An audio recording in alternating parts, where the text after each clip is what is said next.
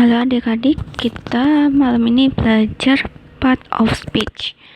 Nah, di dalam part of speech itu ada 8 kelas kata. Part of speech ini adalah dasar dalam bahasa Inggris ya. 8 itu ada apa aja? Ada noun. Nah, apa ini noun? Noun adalah kata benda. Contohnya apa? Contohnya yaitu book, pen, gitu ya. Kan itu kata benda. Terus untuk verb adalah kata kerja. Kata kerja ini contohnya adalah eat, talk, kayak gitu. Terus adverb ini adalah kata keterangan. Nah, kata keterangan ini nanti ada keterangan adverb of time, keterangan waktu, adverb of manner, keterangan cara, adverb of place. Adverb of place itu nanti keterangan tempat. Nah, nanti dibaca lebih lanjut. Contohnya ini misalnya quickly, biasanya berakhiran ly. Terus ada adjektif ini kata sifat. Kata sifat contohnya adalah beautiful. Terus ada pronoun, ini adalah kata ganti. Seperti kan kita udah pernah mempelajari ya kata ganti kayak I, you, we, they, he, she, it, terus his, hers, kayak gitu ya.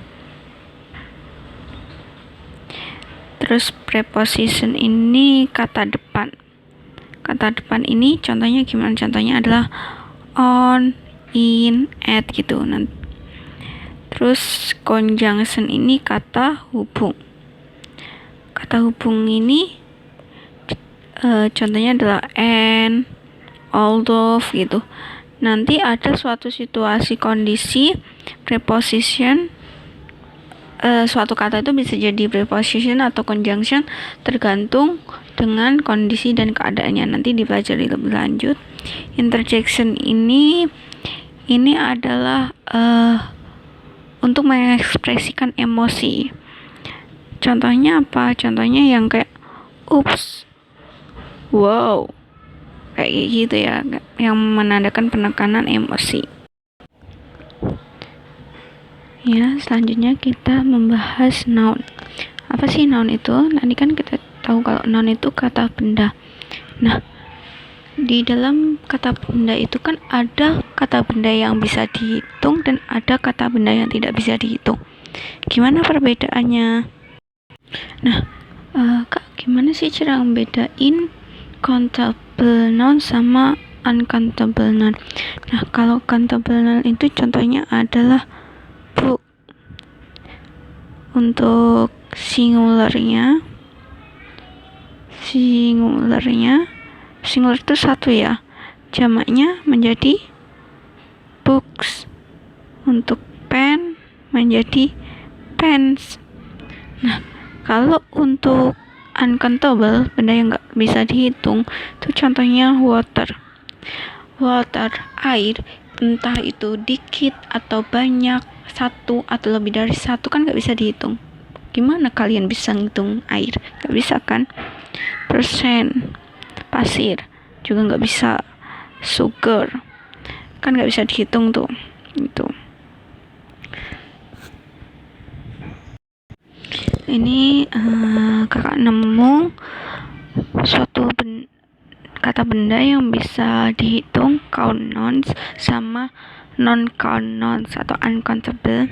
Itu biasanya kalau bisa dihitung itu diawali oleh a atau an, the, some, sama any. Nah, the, some, any itu bisa digunakan countable, juga bisa digunakan untuk uncountable. Nah, untuk bedanya sama an nanti akan aku jelaskan lebih lanjut ya.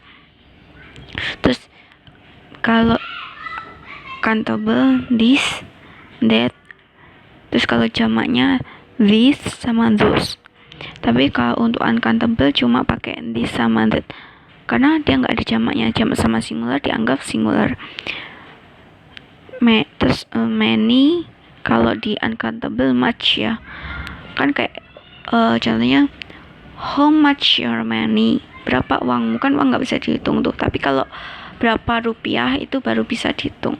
Terus kayak how much sugar do you want, berapa gula yang kamu inginkan, tuh nggak bisa dihitung. Tapi kalau how many spoon of sugar that you want, itu kan ada kata, ada satuan sendoknya ya, berapa sendok gula yang kamu butuhkan, itu baru pakai how many. Tapi kalau nggak ada satuannya pakai how much. Nah, untuk a lot of ini bisa digunakan di dua-duanya. Terus kalau a large number of sama a great number of itu di countable ya. Sama uncountable juga ada a large amount of. Kalau few itu, few berarti sedikit tapi digunakan untuk benda yang bisa dihitung. A little berarti sedikit juga tapi digunakan untuk benda yang tidak dapat dihitung. Sama fewer than, sama less than, more than bisa digunakan untuk semuanya.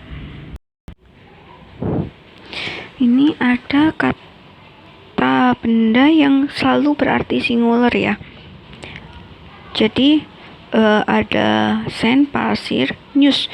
News ini walaupun ada s-nya di sini tapi dianggap singular ya. Sama moms ini juga.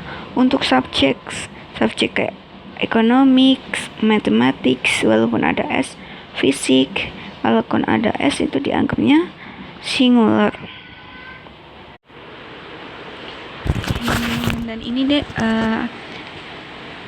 kakak jelasin tentang penggunaan an sama the ya.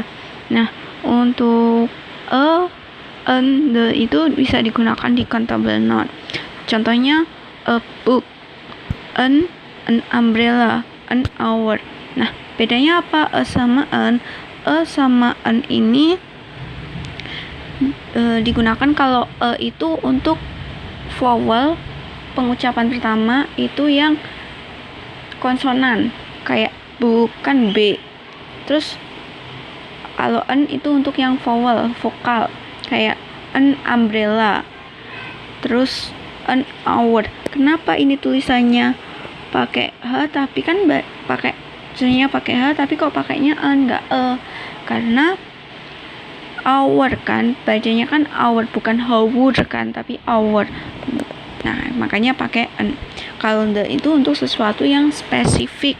Contohnya I have 2 books and I give the books to you.